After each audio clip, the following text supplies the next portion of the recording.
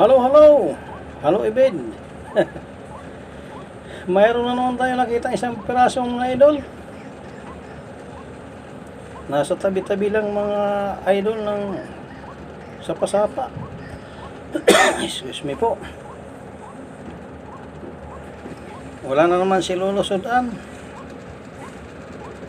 Kahit isang ngipin lang, idol. Ano, Lolo?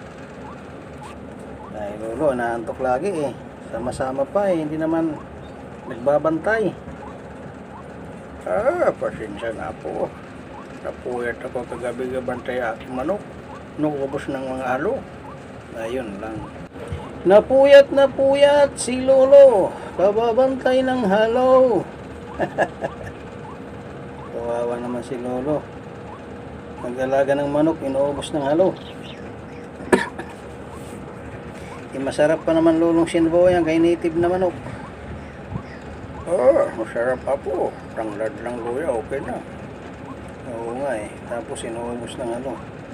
Kaya bawas-bawasan natin mga idol. Sobrang dami.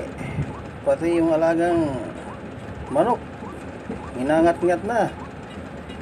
Pati itlog. Pag nadaanan, ubos. Sus, Ginoo.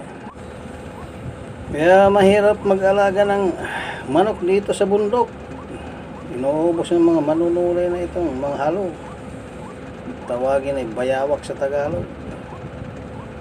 Kaya si Lolo minsan natatamad na mag-alaga ng manok. Kaya gawin nating ulam ito. Bawas-bawasan kay libo-libo na ito sa kabundukan. Ang iba ay hindi man kumakain kay malangsa raw ay depende sa pagluto mga idol. Kailangan marunong ka magluto nito ay talagang malangsa ito ay. Puro mabaho ang kinakain eh. Di ba Lolo? O ano Lolo? Tikling na lang kaya o kaya babakwa. Marami dito mga idol. Pakain natin kay Lolo. Lalo na yun apo, matigas. Hindi na po pwede ako doon. Isa lang ipin ko. Ayun lang. Matigas talaga ang abobakwa o kaya tikling. Kasi parang kalapati na yan eh. Yung mga wild birds. The mountain. Excuse me po. Maglugaw ka na lang nga Lolo. Huwag ka na kumain ng mga ganito kaya matigas ito. Palaka kaya Lolo, medyo malambot yun. Ayaw ko no, malangsa din yun Lolo po. Palaka sa bundok, malangsa. Prituhin natin yung crispy. Lalo matanggal ang isang ngipin ko yan po. Crispy. Ayun lang. Excuse me po. Naulanan na naman tayo kahapon. Kalilinis na natin na taniman ng kamuting kahoy tsaka mais. Babakwa sana Lolo, dami dito. Panhuni-huni lagi sila. Kaso hindi mo kumakain si Lolo kay matigas man ang laman. Matanggal ang ngipin niya pag nginat-ngat. Wala nang ngipin. Hindi rin si Lolo makapustiso kay mahal man pustiso. Mura man lang ang bili ng mga produkto sa gubat. Hindi katulad sa syudad na mahal. Excuse me po. May sigurado na tayo nito Lolo. May sudan na tayo mamaya. Pumasok na ang liig. Hindi na may tumakawala mga idol kay may lak man sa ano, sugbong man, may lak din sa liig. Wala na. May sudan na naman tayo nito Lolo pag ganito. Anong masasabi mo Lolo? Inaantok ka na naman. Hindi kaya ito nagdalang tabako. Kalimutan ko po. Yun lang. Wala naman tayo libangan dito kundi mahiga lang. Kasi pag may dumating pang isa mga idol. Mas malaki yata. Kita nyo sa sobrang dami dito, kusang lumalapit sa pain.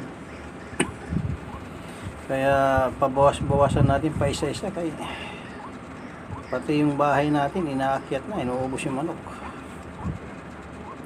Bahay pa ng lolo pagkaliit lang eh. Diyan na nga yung manok sa lapit sa higaan niya. Natutuka pa itong mga manunulin, itong mga bayawag na ito ay matakaw sa manok eh. Wala na rin yatang makain kaya ginagabi nila yung alaga ni lolo. Kawawa naman si lolo. Yun na nga lang kanyang hanap buhay eh, kinukuha pa. Di ba lolo? Tama po. Yun lang hanap buhay ko. Inuubos pa. Oh, marami na lolo. 3 na. Sigurado na lolo. May 2 na tayong huli. Meron na tayong stock na isa. Kahit hindi na tayo mag-araw-araw man huli nito, may kailangan man nito mga idol may asin din. Hirap asin dito sa bundok. Bababa ka pa ng kapatagan, makabili asin. Kailangan bibili ka kalahating sako, 1 sako kasi tagal tayo bumaba. Lalo si lolo, mahinang tuhod. Hindi makababa. Yun may isa pa 2 ng huli natin lolo. Mayroon tayong stock na nito. Yung isa tumakbo na kaya nakahalata yata. Uy, bumalik ko. Bumalik kaya nakaamoy na pagkain. Mga lamot kasi ito mga idol eh.